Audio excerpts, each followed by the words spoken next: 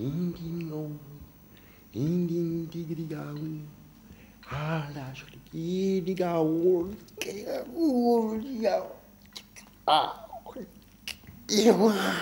di waidi kasi bialu kialik.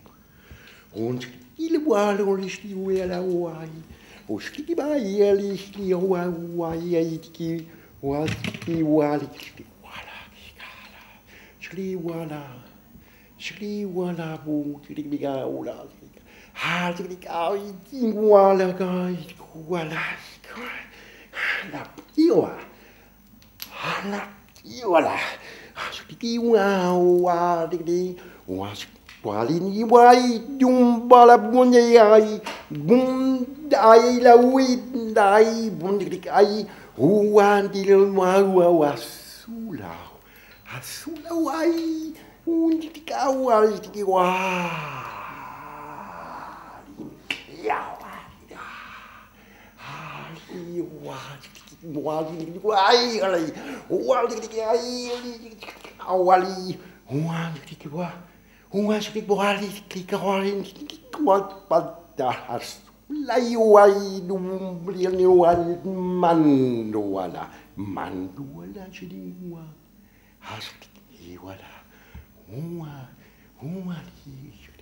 wali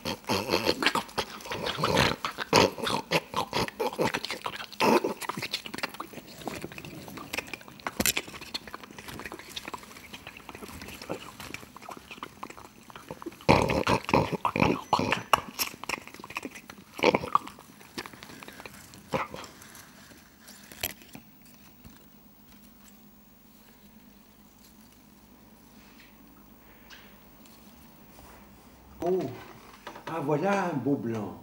Ouais. Voilà un beau blanc. Ça, je devrais faire une performance avec, on verrait des ombres. Ouais. On verrait des ombres. Ah, en tous les cas, de mon père, je ne sais pas, mais en tous les cas, ça me donne envie de m'accrocher au plafond, parce que regarde quelle belle performance on peut faire au plafond. Mais comment est-ce que je peux m'accrocher au plafond? Il n'y a pas de crochet, il n'y a rien. Je peux quand même pas m'envoler. Alors à propos de mon père, je disais, ce qu'il y a de remarquable dans mon rapport avec mon père, c'est qu'on ne s'est jamais parlé. Lui est incapable de communiquer avec moi et moi avec lui. Donc, je n'ai rien à en dire. Je ne peux rien en dire, parce que, comme lui ne peut rien dire de moi, parce qu'on n'a jamais communiqué. Mais je pense que c'est ce qui m'a permis de devenir artiste, si on peut dire. Parce que je ne me suis jamais senti artiste, vraiment. Je veux bien. Je crois que c'est très bien de ne pas avoir de rapport avec son père quand on veut devenir artiste.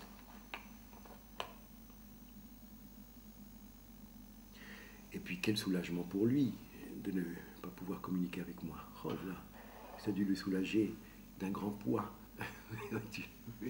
tu filmes.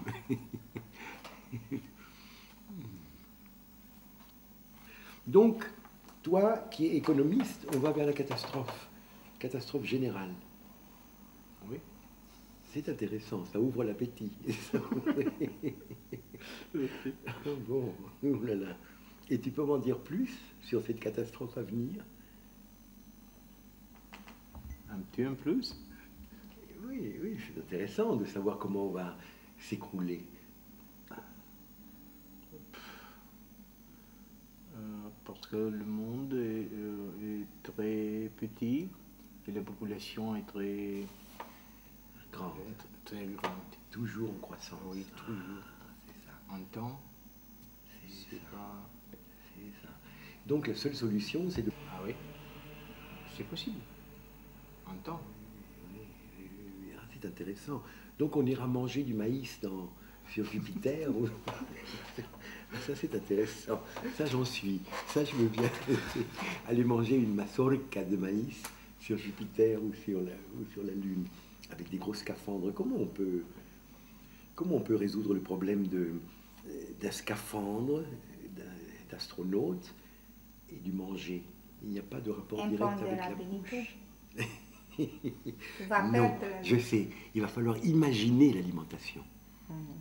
Hein? Si on imagine qu'on mange une mazorca de maïs, cela suffit pour nous remplir l'estomac. Non? On doit pouvoir arriver à ça. On doit pouvoir arriver à ça. Il y a des anachorètes en Orient, tu sais, ils ne mangent plus. Ils passent des années entières sans manger. Alors évidemment, ils se dessèchent. Ils deviennent tout secs.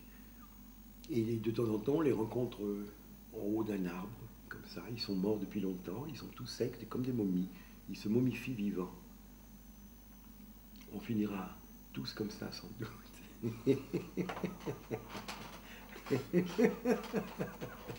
Oui, des momies vivantes. Ça c'est joli. Ça c'est joli. Quelques-unes pourront encore marcher, déambuler dans les rues, puis les autres sont au haut d'un arbre, toutes desséchées, mortes depuis des années. Et lorsque tu en viens à des conclusions comme ça, tu es terrifié ou bien tu continues tes calculs démographiques? Calcul. Voilà, c'est ça. Et tu sais, c'est intéressant ce que tu dis, parce que c'est vraiment ça l'être humain. Tu vois, on est dans des choses, les perspectives les plus terribles, les plus horribles, les terrifiantes, ne nous empêchent pas de faire des poèmes, de faire de l'art, des calculs. Oui. Ça, c'est l'être humain. Toujours plus loin, même si la catastrophe s'annonce. C'est incroyable. C'est incroyable. Tu sais, on en revient... Ces maladies aviaires, c'est un problème pour Bien sûr. le monde. Bien sûr, c'est vrai. Mais tu vois, les pires... Autre maladie en agriculture, c'est autre problème. Voilà. Voilà. Non? Absolument. Mais tu vois, plus il y a de problèmes... La vache folle.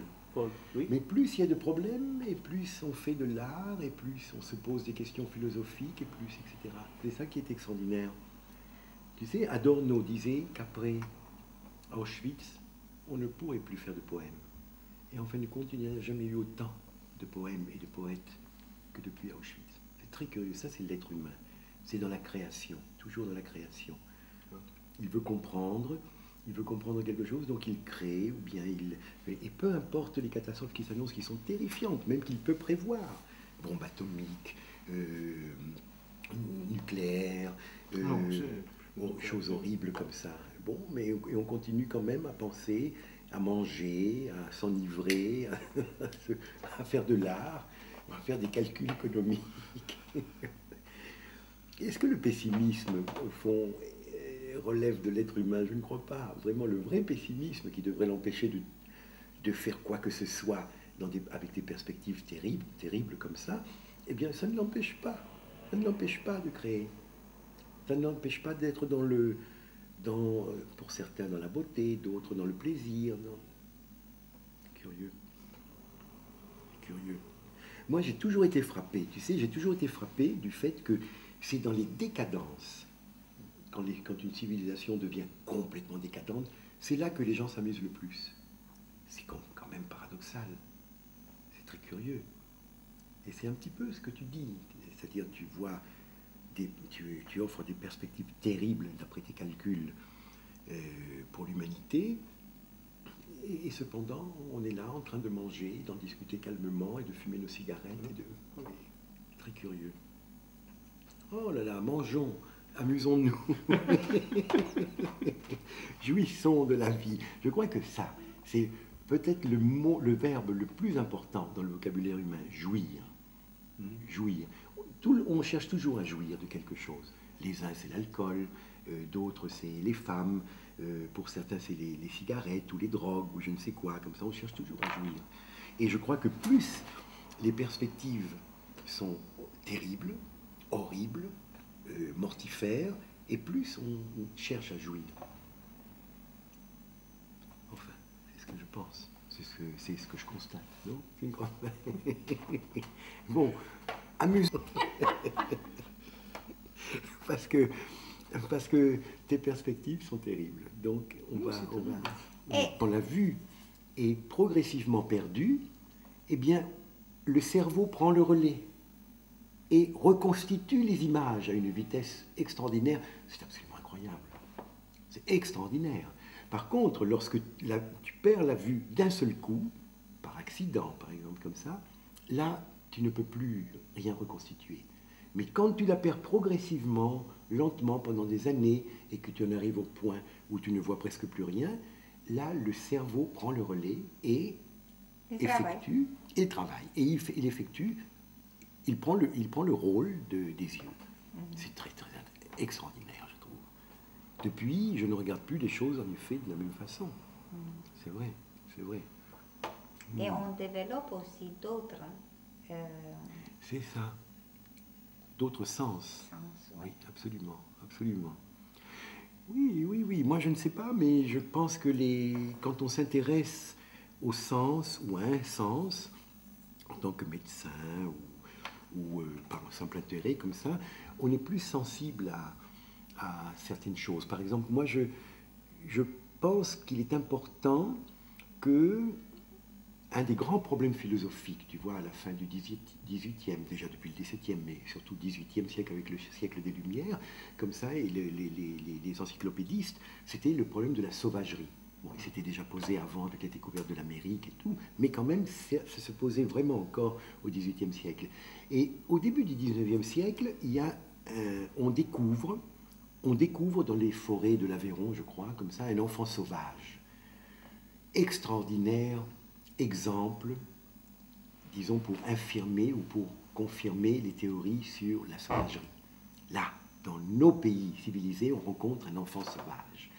Extraordinaire. Bon, le pauvre, il est un peu maltraité comme ça au début, mais il aboutit quand même, grâce à des savants français qui le font venir et qui l'examinent. Ils n'y comprennent rien, ils ne peuvent rien en tirer.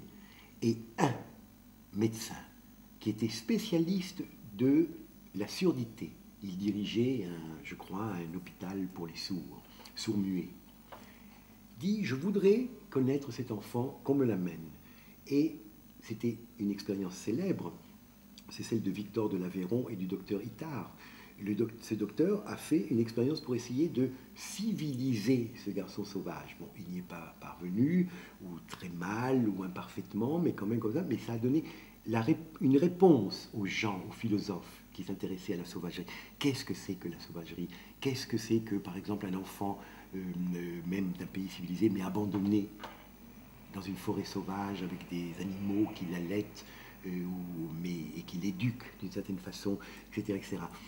Or, moi, je considère important que ce soit un médecin des sourds-muets qui se soit occupé d'un enfant sauvage, qui en effet ne pouvait pas parler, non pas qu'il ait été sourd ni muet, mais il ne pouvait pas parler, il ne pouvait pas articuler le langage. Et c'est ce n'est pas n'importe qui s'est occupé de lui et qui a essayé de le comprendre, c'est un docteur qui était un spécialiste des sourds-muets. Je crois que quand on s'intéresse à un sens, ou qu'on l'a perdu parfois aussi comme ça, en effet, il y a d'autres facultés qui se développent, ou en tout cas d'autres intérêts. Moi, je crois que l'intérêt, c'est encore le second mot très important pour l'humanité, l'intérêt. D'autres diraient le désir. Bon, si tu veux, bon, si tu veux.